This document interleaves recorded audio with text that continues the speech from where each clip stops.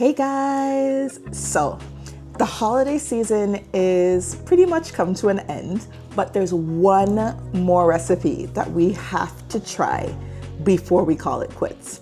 So today I was browsing Instagram and I saw a sorrel cheesecake. And you guys know I already shared my video making sorrel with my son Jordan, but we were very intrigued by the sorrel cheesecake and we decided to give it a try. So I will be filming myself making the sorrel cheesecake recipe and we will decide whether this is a hit or a miss.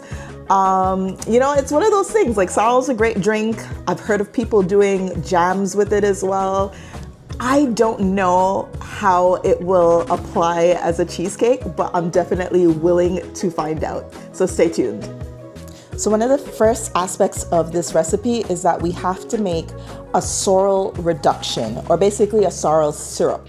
So this isn't like making sorrel drink. It's like a pared down version of it where we do all the things we would do when making sorrel, but this time we're actually gonna make it thicker. So it's like a nice thick syrup that we can incorporate into the cheesecake. So first we're gonna add our sorrel to the pot.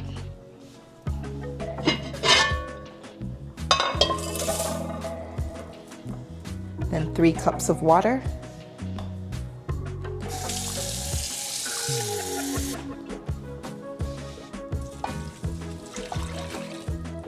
Some orange peel, cinnamon sticks,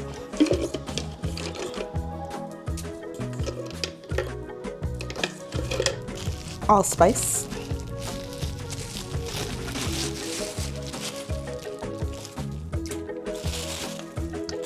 whole nutmeg,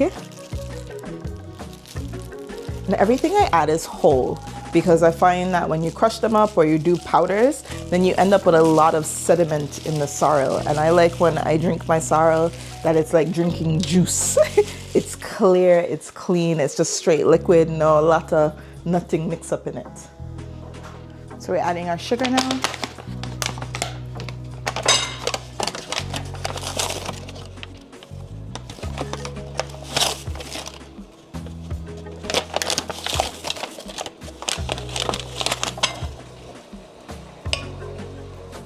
I'm actually gonna go ahead and add a piece of ginger,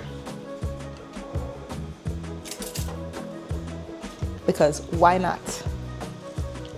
Not a lot, because I don't like my ginger flavor to be overpowering. And guys, I'm making alterations to the recipe because the recipe does not call for ginger and or allspice or a lot of these things I am putting in, but that's how I like my sorrel, so I'm adding them.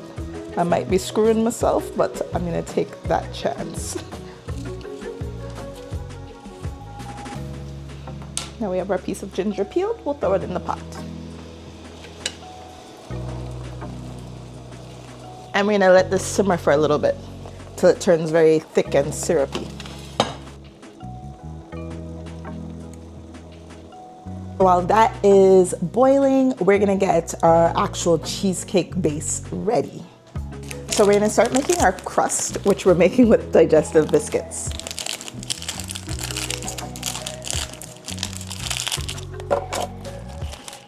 Just hoping this is enough.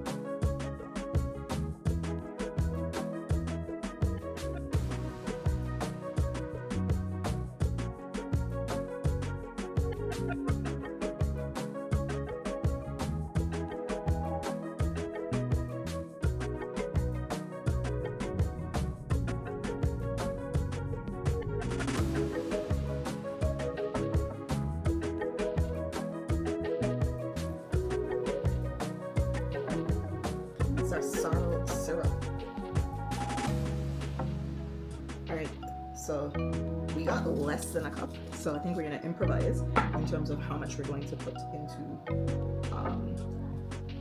our recipe.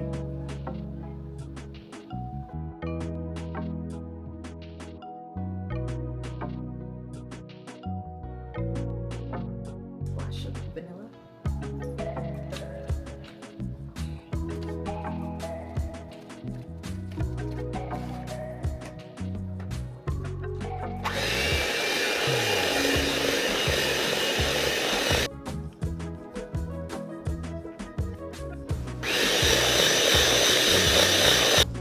So we've mixed the batter. Moment of truth, I'm gonna do a little taste test.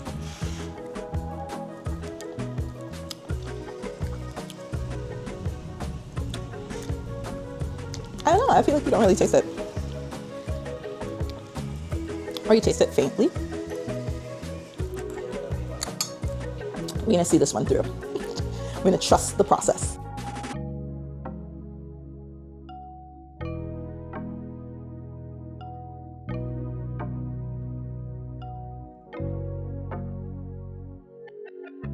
And we're gonna pour the remaining syrup over the top.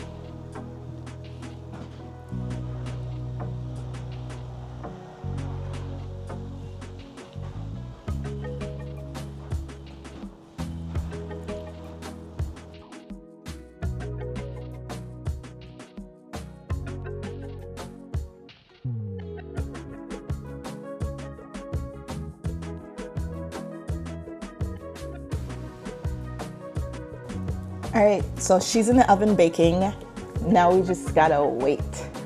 I'm really trying to trust the process with this one because when I tasted the batter, it's just like the ever so faint flavor of something else, not distinctly sorrel. I did put some of the syrup on top, so maybe that might give it more of like a potent sorrel flavor when all is said and done. But she has to bake for 60 to 70 minutes and then has to set in the fridge for 6 hours minimum. I'm gonna leave her overnight and let's see if this is a yes or no. Right now I'm feeling not so sure. Final thoughts? My cheesecake was definitely not as pretty as the one on the recipe on Instagram. I think next time I'd probably cover it while baking so the sorrel syrup on top doesn't caramelize as much. The texture was absolutely creamy.